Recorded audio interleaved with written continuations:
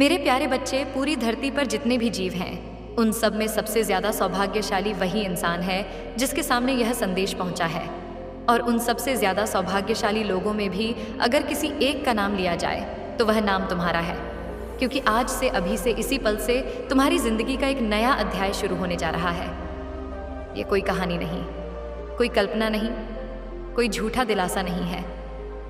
यह उस्मान दुर्गा का पैगाम है, जिसने तुम्हें बनाया, जिसने तुम्हारी सांसें गिनी हुई है, जिसने तुम्हारी आंखों से गिरे हर आंसू का हिसाब रखा है। तुम बहुत दिनों से परेशान हो, घर की मुश्किलों से जूझ रहे हो, नौकरी की चिंता में डूबे हो, कर्ज के बोझ तले दबे हो, गरीबी के एहसास से टूट चुके हो। रात को सोते हो लेकिन सुकून से नहीं, सुबह उठते हो लेकिन दिल भारी रहता है। बाहर मुस्कुराते हो पर अंदर बहुत कुछ चूर चूर हो चुका है। तुम यह सब किसी को बताते भी नहीं, क्योंकि जानते हो कि हर कोई समझ नहीं सकता। लेकिन आज तुम्हें यह समझ लेना है कि तुम्हारा धैर्य का इम्तिहान अब खत्म होने वाला है। मां दुर्गा कभी किसी भक्त को उसकी क्षमता से ज्यादा नहीं आजमाती, और जिसे ज्यादा आजमाया जाता है उसके लिए फैसला भी उतना ही बड़ा होता है। तुमने बहुत सहा है, और जब भक्त इस मुकाम तक पहुंच जाता है तब मां दुर्गा का फैसला उतरता है। आज का दिन उसी फैसले का दिन है। आज का दिन उस कृपा का दिन है जो अचानक जिंदगी का रुख बदल देती है। आज के बाद तुम्हारी जिंदगी पहले जैसी नहीं रहेगी। माँ दुर्गा जब देती है तो शोर नहीं करती, वे चुपचाप देती हैं, लेकिन उनका असर दूर तक जाता है। आज के बाद तुम्हारे हालात धीरे धीरे बदलने लगेंगे। पहले तुम्हारे दिल का बोझ हल्का होगा, फिर तुम्हारे रास्ते आसान होंगे, फिर तुम्हारे लिए ऐसे द्वार खुलेंगे जिनके बारे में तुमने कभी सोचा भी नहीं था। तुम जिस नौकरी के लिए दर दर भटक रहे हो, वहां से खुद तुम्हें बुलावा आएगा। जिस कर्ज ने तुम्हारी रातों की नींद छीनी है, उसका रास्ता माएं ऐसे बना देंगी कि तुम्हें खुद हैरानी होगी। जो लोग आज तुम्हें कमज़ोर समझते हैं, वही लोग कल तुमसे पूछेंगे कि ऐसा क्या हुआ कि तुम्हारी ज़िंदगी बदल गई। और उस दिन तुम्हें घमंड नहीं करना है, उस दिन तुम्हें सिर्फ सजदा करना है, क्योंकि यह तुम्हारी ताकत नहीं होगी, ये तुम्हारे धैर्य का इनाम होगा। ये तुम्हारी खामोश प्रार्थनाओं का जवाब होगा। यह उन आंसुओं का सिला होगा जो तुमने रात के अंधेरे में बहाए थे। आज से तुम्हें मायूस नहीं होना है, आज से तुम्हें खुद को कमज़ोर नहीं समझना है। आज से तुम्हें यह यकीन रखना है कि माँ दुर्गा तुम्हारे साथ है, और जब माँ दुर्गा साथ होती हैं तो कोई खिलाफ नहीं रह सकता। आज अगर तुम्हारे पास साधन कम है तो परेशान मत होना। माँ साधन नहीं देखती, वे नियत देखती हैं, वे दिल देखती हैं, वे भक्ति देखती हैं, और तुम्हारे दिल में भक्ति है, इसीलिए तुम्हें चुना गया है। इसीलिए यह पैगाम तुम तक पहुंचा है। ये कोई इत्तेफाक नहीं है, ये ऊपर से किया गया इंतज़ाम है। अब तुम्हें बस एक काम करना है, धैर्य के साथ शुक्र जोड़ना है, डर के साथ यकीन जोड़ना है, और मेहनत के साथ प्रार्थना जोड़ना है। बाकी का काम माँ दुर्गा खुद करेंगी। माँ दुर्गा, ये देरी किसी भूल की वजह से नहीं थी, ये देरी किसी नज़रअंदाजी की वजह से नहीं थी, बल्कि ये देरी उस गहरी तैयारी का हिस्सा थी जिसे ऊपर से अंजाम दिया जा रहा था। माँ दुर्गा के देवदूत जो दिन रात उनके हुक्म से हर घर, हर दिल और हर हालात पर नज़र रखते हैं, उन्होंने तुम्हारे घर को भी देखा, उन्होंने तुम्हारे परिवार के हर शख्स को देखा, उन्होंने तुम्हारी माँ की प्रार्थनाओं को देखा जो उसने बिना किसी को बताए आंसू बहाकर मांगी थी। उन्होंने तुम्हारे पिता की खामोश फिक्र को देखा जो चेहरे पर सख्ती रखकर अंदर ही अंदर टूट जाते थे। उन्होंने तुम्हारे घर की तंगी को देखा जब ज़रूरतें ज़्यादा थीं और साधन बहुत कम। उन्होंने तुम्हारी नीयत को देखा जब हालात ने तुम्हें गलत रास्ते की तरफ धकेलना चाहा, लेकिन तुमने खुद को रोक लिया। उन्होंने तुम्हारी भक्ति को देखा जो कमज़ोर हालात के बावजूद टूटा नहीं। उन्होंने यह भी देखा कि तुम कई बार शिकायत कर सकते थे, लेकिन तुमने धैर्य को चुना। उन्होंने यह भी देखा कि तुम कई बार बद्दुआ दे सकते थे, लेकिन तुमने चुप रहकर प्रार्थना को तरजीह दी। यही वजह है कि जब तुम्हारे हालात का मामला उठाया गया तो महाकाल की अदालत में इस पर बहुत बहस हुई है। ये कोई छोटी बहस नहीं थी। माँ, ये भक्त गिरा तो है लेकिन टूटा नहीं है। हालात ने इसे दबाया है, लेकिन इसका यकीन अभी जिंदा है। इसके घर में तंगी है, लेकिन इसके दिल में भक्ति संगीत है। इसके हाथ खाली है, लेकिन इसकी नीयत साफ है। और जब ऐसी गवाहियाँ पेश होती हैं, तब माँ दुर्गा का फैसला बदलता है, तब कृपा का पलड़ा भारी हो जाता है, तब सख्ती के बाद आसानी लिख दी जाती है। इसीलिए यह वक्त यूं ही नहीं चुना गया, ये वक्त आज के लिए ही मुकर्रर किया गया। तारीख भी वही रखी गई घड़ी भी वहीं चुनी गई और वह पल भी वहीं तय किया गया जब तुम यह सुन रहे हो। माँ दुर्गा ने देवदूतों से कहा कि अब इस भक्त की देरी पूरी हो चुकी है, अब इसकी थकान काफी हो चुकी है, अब इसके धैर्य का हक अदा किया जाए। और उसी लम्हे तुम्हारी किस्मत के नए पन्ने पर मोहर लगा दी गई। वह मोहर जो इंसान की ताकत से नहीं लगती, वह मोहर जो सिर्फ माँ दुर्गा के हुक्म से लगती है। नई जिंदगी की मोहर, नई किस्मत की मोहर। ऐसा नहीं कि तुम्हारी पुरानी जिंदगी झूठी ही थी, बल्कि वह जिंदगी तैयारी थी। वह जिंदगी सिखाने के लिए थी, वह जिंदगी तुम्हें मजबूत बनाने के लिए थी। अब जो आने वाला है वह सिर्फ बदलने के लिए है। अब तुम्हारी सुबह अलग होंगी, अब तुम्हारी रातें अलग होंगी, अब तुम्हारी सोच अलग होगी, अब तुम्हारी प्रार्थनाओं का लहजा बदलेगा। अब तुम मांगते वक्त डोंगे नहीं, बल्कि यकीन से मांगोगे, क्योंकि तुमने देख लिया होगा कि जब माँ दुर्गा देर करती है तो इनकार नहीं करती। जब माँ दुर्गा रोकती है तो छीनती नहीं। जब माँ दुर्गा आजमाती है तो ये तोड़ने के लिए नहीं, बनाने के लिए आजमाती है। आज तुम्हारी जिंदगी उस मोड़ पर खड़ी है जहाँ पीछे मुड़कर देखने पर दर्द दिखाई देगा, लेकिन आगे देखने पर कृपा नजर आएगी। आज से तुम्हारे हालात का हिसाब बदलेगा, आज से तुम्हारी पहचान बदलेगी, आज से तुम्हारी मेहनत का फल दिखना शुरू होगा, धीरे धीरे सलीके से, इज्जत के साथ, ताकि तुम्हें कभी यह ना लगे कि यह सब अचानक और बेवजह मिल गया। माँ दुर्गा अपने पसंदीदा भक्तों को नेमत भी सलीके से देती हैं, ताकि वह नेमत उनके लिए आजमाइश न बन जाए। अब इस मोड़ पर एक बात और दिल में बिठा लो, क्योंकि आगे का सफर सिर्फ मिलने का नहीं है, समझदारी से चलने का है।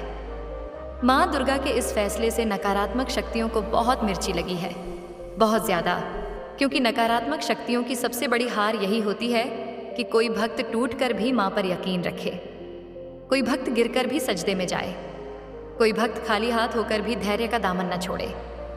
और तुमने यही किया है। इसीलिए नकारात्मक शक्तियां चुप नहीं बैठी, उन्होंने चुनौती दी है।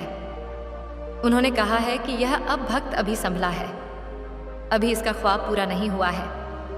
जैसे ही इसे लगने लगेगा कि अब सब ठीक हो रहा है, जैसे ही यह खुद पर यकीन करने लगेगा, जैसे ही इसके हालात बदलने लगेंगे, उसी वक्त मैं इसे फिर से बहकाऊंगा। नकारात्मक शक्तियां बहुत चालाक हैं, वे मीठे तरीके से तुम्हें भटकाएंगी। वे तुम्हारे दिल में यह डालेंगी कि अब तो हालात सुधर रहे हैं, अब थोड़ी डील चल सकती है, अब मेहनत मैंने की है, अब सब मेरे दम पर है, अब प्रार्थना कम भी हो जाए तो क्या फर्क पड़ता है, अब सजदा छूट भी जाए तो क्या फर्क पड़ता है। और यहीं से इंसान फिसलता है। नकारात्मक शक्तियां तुम्हें गुनाह को गुनाह की तरह नहीं दिखाएंगी, वे उसे मौका बनाकर दिखाएंगी, वे उसे मजबूरी बनाकर दिखाएंगी, वे उसे तरक्की का जरिया बनाकर दिखाएंगी।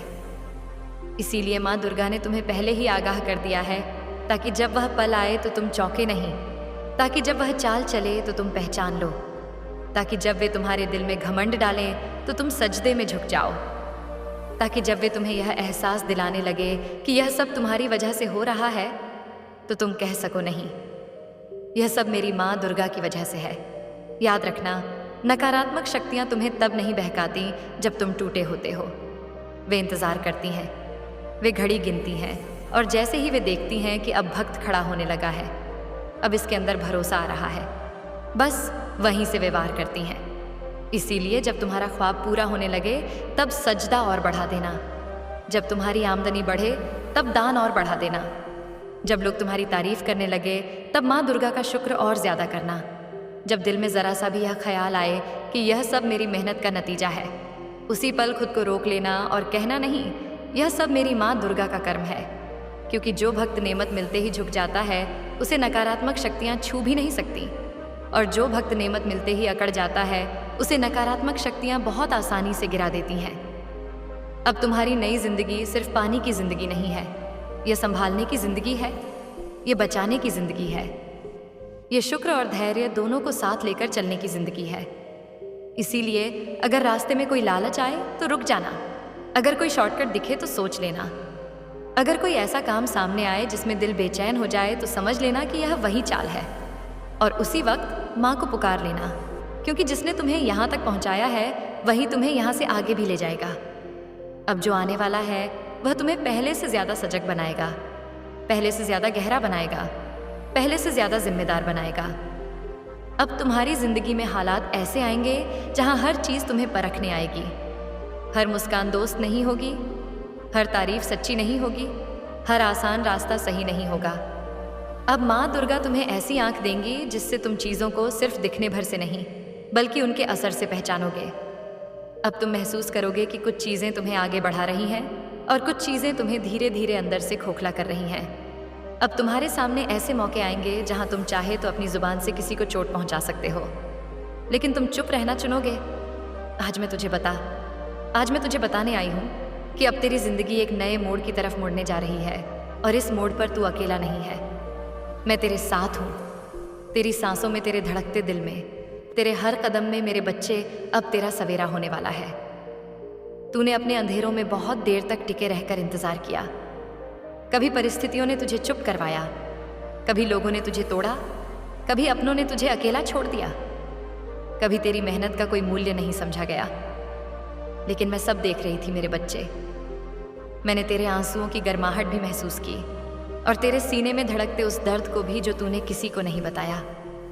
अब वही आंसू मोती बनकर तुझे सौभाग्य दिलाने वाले हैं। तू समझ ले, अब ब्रह्मांड ने तेरा नाम पुकार दिया है। जिस क्षण से तू यह संदेश सुन रहा है, तेरी जिंदगी के ताले खुलना शुरू हो चुके हैं। मेरे बच्चे, अब तेरी जिंदगी एक नए शहर से, एक नए सफर से शुरू होगी। तू सोचता होगा कि मैं नया शहर क्यों कह रही हूँ?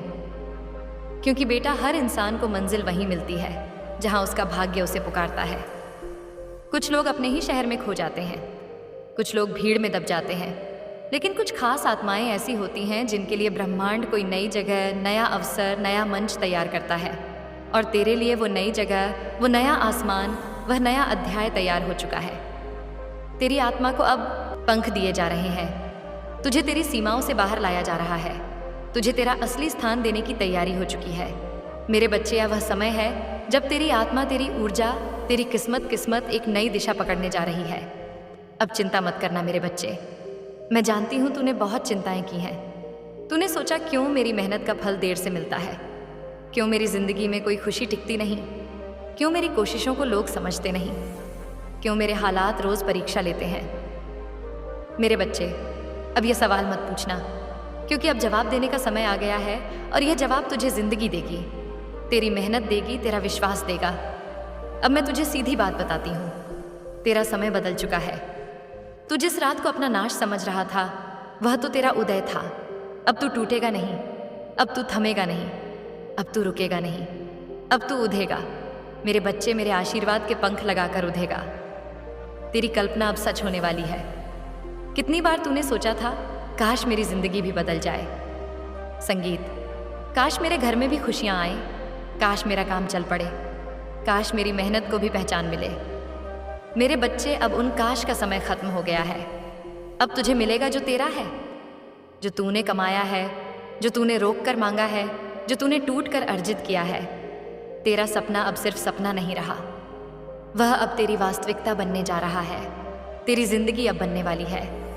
मेरे बच्चे, मैंने तेरी किस्मत की पगडंडियों को सीधा कर दिया है। जिन रास्तों पर तू अभी फिसलता था, जिन मोड़ों पर तू डर जाता था, जिन पत्थरों से तू घायल होता था, उन्हें मैं हटवा चुकी हूँ। अब जहाँ तू कदम रखेगा वहाँ तेरे लिए राह बनेगी। अब जहाँ तू जाएगा वहीं तेरा सम्मान होगा। अब जहाँ तू खड़ा होगा वहीं तेरे लिए स्थान बनेगा। मेरे बच्चे, अब तू उस स्थान की ओर बढ़ रहा है जिसके लिए तुझे जन्म दिया गया था। अब ब्रह्मांड को तेरा संदेश भेज दिया गया है। तूने कितनी रातें अपने तकिए में चेहरा छिपाकर रोई हैं, उसकी गूंज अब ब्रह्मांड तक पहुंच चुकी है। तेरी सच्ची प्रार्थनाएं, तेरे टूटे हुए स्वर, तेरी हताश सांसें, सब ने मिलकर एक संकेत भेजा है कि इस आत्मा को अब उठाया जाए, और मैंने वह संकेत स्वीकार कर लिया है। मेरे बच्चे, आज जो तू यह संदेश सुन रहा है, यह संयोग नहीं है, यह बुलावा है तेरे जीवन के नए अध्याय का, तेरी सफलता के नए रास्ते का, तेरे भाग्य के नए उदय का। मेरे बच्चे, अब कोई तुम्हें रोक नहीं पाएगा। अब ना लोग, ना हालात, ना समय और ना ही किस्मत की पुरानी चुप्पी, क्योंकि अब मैं तेरे साथ खड़ी हूँ। अब मैं तेरा हाथ पकड़कर तुझे आगे बढ़ा रही हूँ। अब मैं तुझे तेरी ऊंचाई दिखाने वाली हूँ।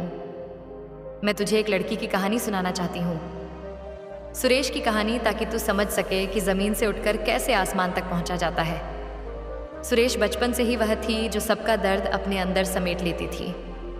वह दूसरों के लिए बांटने वाली थी।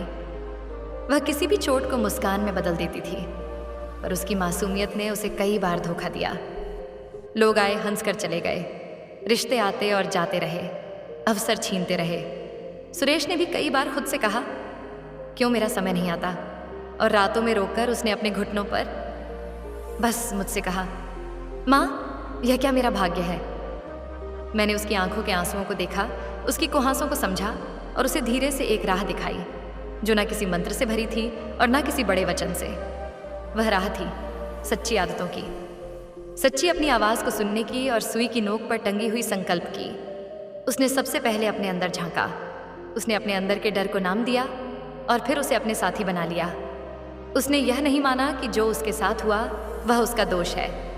उसने यह माना कि यह उसका अनुभव है और अनुभव ही उसे बदलने वाला औजार है। उसने सुबह उठकर भीतर मुझसे कुछ पल बात की, गंभीर, चुप और पूरी तरह सच्चे दिल से। उसने सोचा नहीं था कि इससे कुछ बड़ा होगा, पर वही छोटे से पल उसकी सोच को बदलने लगे। जब विचार बदलते हैं तब कर्म बदलते हैं, जब कर्म बदलते हैं तब जीवन बदलता है। और यह परिवर्तन धीरे धीरे आना शुरू हुआ। पहले छोटे छोटे संकेत आए। किसी ने उसकी बात सुनी, किसी ने उसकी कृतज्ञता को महसूस किया, किसी ने उसकी नटखट सी हंसी में सच्चाई देखी। उसने फिर अपनी सीमाएं तय करना सीखी। अपनी दया को बेड़ियों में बांधा नहीं, बल्कि उसे मार्गदर्शित करना सीखा। उसने सीखा